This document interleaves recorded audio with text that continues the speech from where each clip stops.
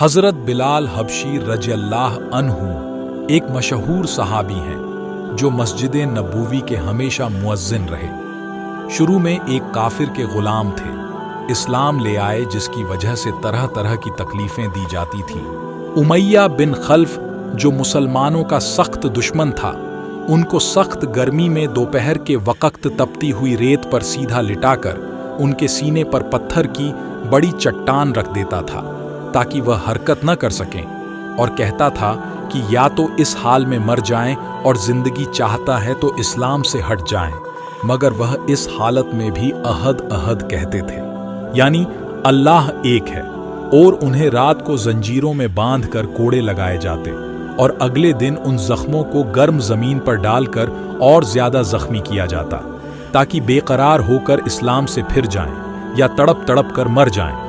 अजाब देने वाले उकता जाते, कभी अब्बू जहल का नंबर आता, कभी उमैया बिन खल्फ का और कभी औरों का नंबर आता, और हर शख्स इसकी कोशिश करता कि तकलीफ देने में जोर खत्म कर दे। हजरत अबू बकर सिद्दीक ने इस हालत में देखा तो उनको खरीद कर आजाद कर दिया।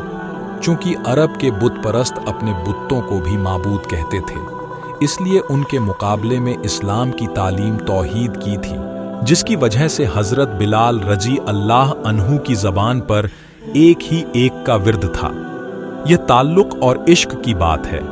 हम झूठी मोहब्बतों में देखते हैं कि जिससे मोहब्बत हो जाती है उसका नाम लेने में लुत्फ आता है, बेफायदा उसको रटा जाता है। तो अल्लाह की मोहब्बत का क्या कहना जो दीन और दुनिया में दोनों जगह काम आने वाली है।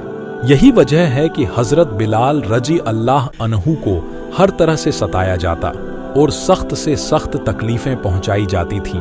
मक्का के लड़कों के हवाले कर दिया जाता कि वह उनको गली कूचों में चक्कर देते फिरें, और यह थे कि एक ही एक है को रट लगाते थे।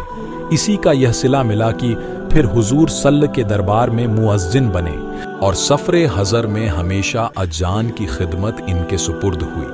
हुजूर सल्लल्लाहु अलैहि वसल्लम के विसाल के बाद मदीना तैयबा में रहना और हुजूर सल्लल्लाहु अलैहि वसल्लम की खाली जगह देखना मुश्किल हो गया।